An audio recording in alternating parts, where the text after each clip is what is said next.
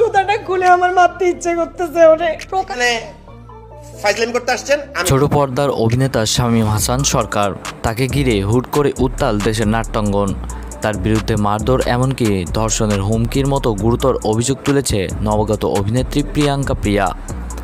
শুধু তাই নয়, অভিযোগ করা হয়েছে মাদক গ্রহণেরও।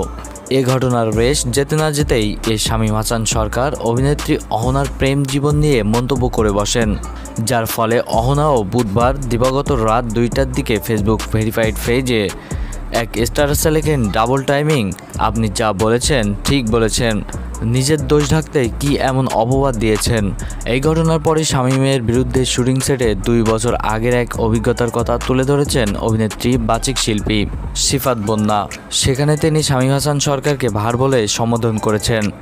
একই সঙ্গে অভিনেত্রী দাবি করেছেন শামীমের ব্যবহারের কারণে তাকে জুতাপেটা করতে চেয়েছিলেন তিনি।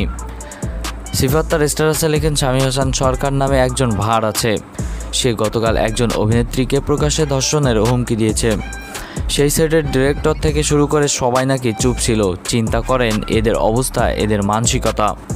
এই ঘটনার অপমানিত বোধ করেছিল সিফাত। তার কথায়, আমি তো ডিরেক্টর আর এডির জন্য ওখানে আর কথা বলতে পারলাম না।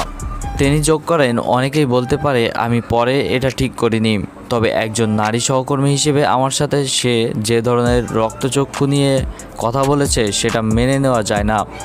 কোথাও এদের বিরুদ্ধে অভিযোগ করেও লাভ নেই।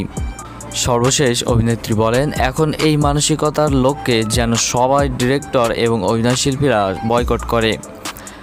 কোনো নারী কোয়ার্টিস্ট যেন ওর সাথে কাজ না করে, এটাই আমার প্রত্যাশা থাকবে। শামীম হাসান সরকারকে বয়কট করুন, এমনটাই বলছিলেন সেই অভিনেত্রী। তো ভিউয়ার্স, আমাদের আজকের আয়োজনে পর্যন্তই। ধন্যবাদ সকলকে।